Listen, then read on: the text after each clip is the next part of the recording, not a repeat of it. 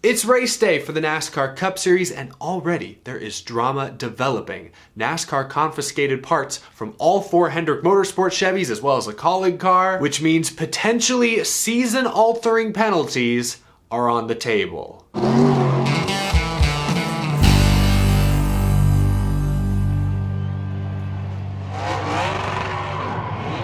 How's it going, y'all? My name is Eric. Welcome to Out of the Groove. The NASCAR Cup Series goes green in just a few hours on Fox. I don't typically do a video on Sunday morning, but one of my New Year's resolutions this year was to talk more about the NASCAR Xfinity Series and the Craftsman Truck Series for that matter. Unfortunately, I'm not able to post, full-on race recaps for every race from every series every week, but my goal this year is certainly to give those series some more well-deserved coverage. We're now 4 races into the NASCAR Xfinity Series season, and already some trends can be picked out. RCR's won 2 races, both with Austin Hill. He's off to a red-hot start. And Joe Gibbs Racing with John Hunter Nemechek and now Sammy Smith winning last night also have 2 wins. Sammy Smith, a first-time winner, the youngest Phoenix winner in NASCAR Xfinity Series history. Ran a really smart race yesterday. He probably had the fastest car, but he's quite literally a high schooler, so I thought yesterday's result was very impressive. I think Toyota's very high on Sammy Smith. I'm high on Sammy Smith. This is his first full season in the Xfinity Series. He's only ever made 1 truck start. He's basically going straight from ARCA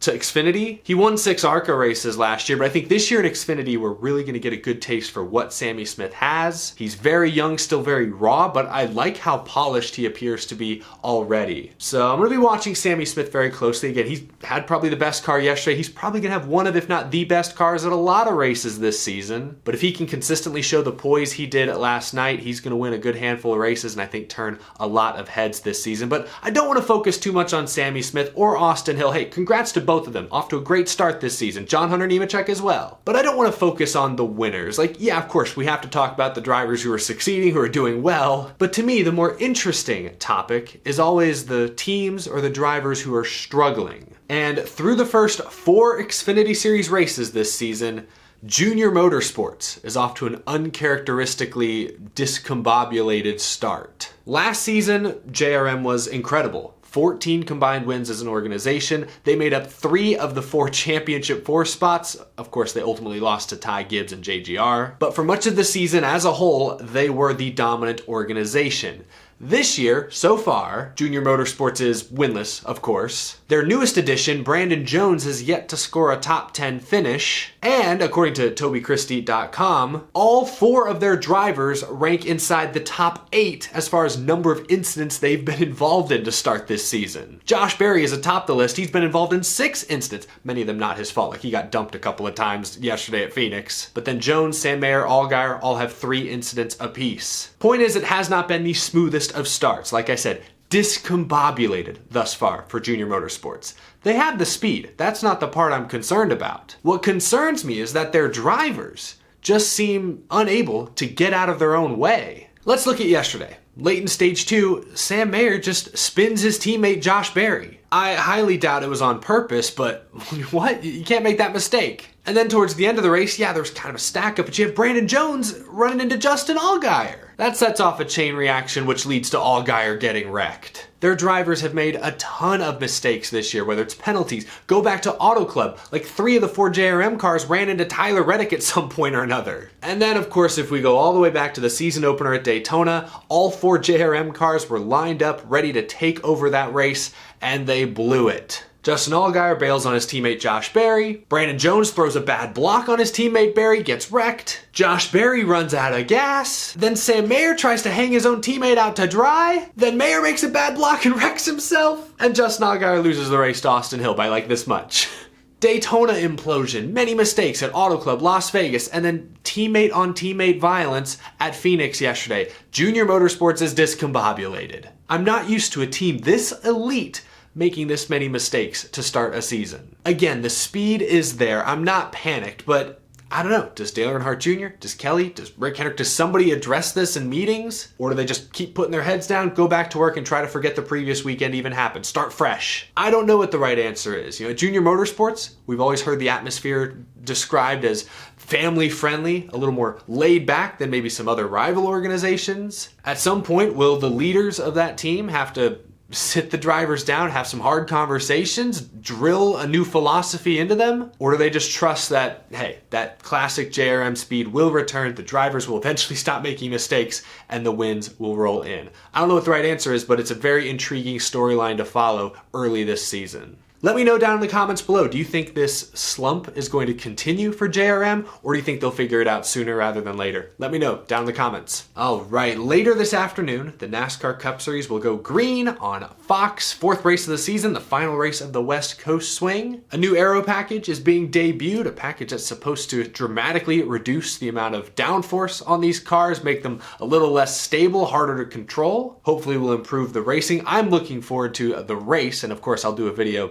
later this evening reacting to it. But there's already a huge story developing out of the Phoenix garage this weekend, and it revolves the team that dominated Las Vegas a week ago, Hendrick Motorsports. After the rare 1-hour practice session on Friday, NASCAR confiscated the hood louvers off all 4 Hendrick Motorsports Chevrolets. According to reports, NASCAR officials actually first noticed an issue with the louvers during initial inspection on Friday before practice, but they decided to allow the teams to use them during practice before they eventually confiscated them. The team then had to put new hood vents on the cars before qualifying. Of course, during qualifying, we now know that Kyle Larson still won the pole. William Byron will start 3rd, Barry 17th, Bowman 18th. That was with different hood louvers than the ones that were confiscated. Now, after qualifying, reportedly NASCAR confiscated Justin Haley's hood louvers as well. Haley drives for a different Chevy team, Kaulig Racing, and he qualified 26th. NASCAR will take all of these hood louvers back to their research and development center in Concord, North Carolina for further assessment, further inspection, and any potential penalties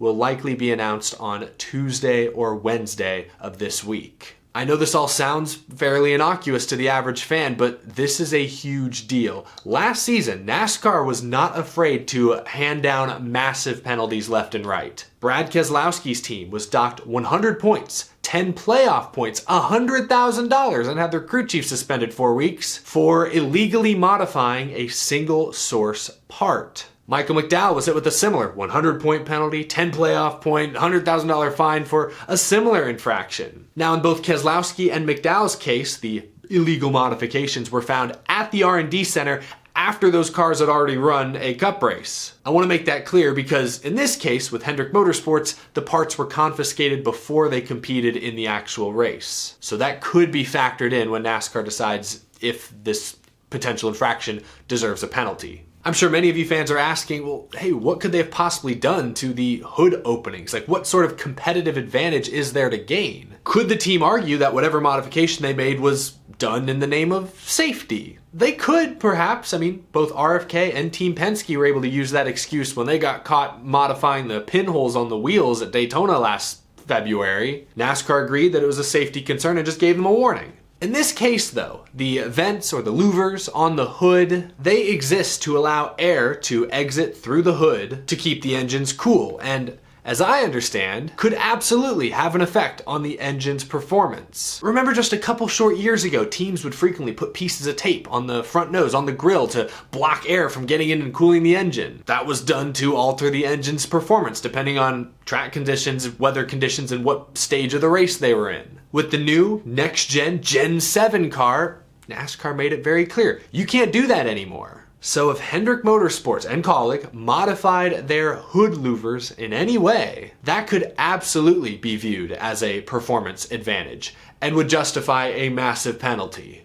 It's hard for me to guess what NASCAR's decision this week will be, since we don't know exactly what they saw on these hood vents that was suspicious. They also did take them off before the race, before qualifying, well, at least in the case of the Hendrick Motorsports cars. So that may help them avoid the massive 100-point penalty that, Keselowski and McDowell got. But if there is anything off about these hood louvers, if Hendrick Motorsports is deemed to have modified that part in any way, I will be very surprised if there is not a penalty this week. Did the Hendrick cars and the Kaulig car do the same thing? We don't know. There are still a lot of questions, but with this next-gen car, the era of cost-cutting, of parity, everyone's supposed to be equal, it's a spec chassis, I expect NASCAR to react very strongly if one of their teams stepped out of line, even just by a fraction of an inch. Just another story to keep an eye on over the next couple of days, but I'm looking forward to the race this afternoon. Let me know what you think. Do you think this Hendrick Motorsports deal is a big nothing burger? Do you think NASCAR will ultimately find nothing conclusive and no penalties will come? Or do you think we'll see some pretty hefty fines and points penalties here in just a couple days? Let me know down in the comment section below. I want to hear your thoughts. But that is going to do it for this episode. Thank you so much for watching. If you enjoyed, please leave it a like. And if you're new to the channel and you love NASCAR and you want to stay up to date on all the latest NASCAR news and conversations, hit that subscribe button down below. Thank you as always to my fantastic Patreon supporters. I will see you all again tonight after the Phoenix Cup Series race. Have a great rest of your Sunday, folks. I'll see you soon.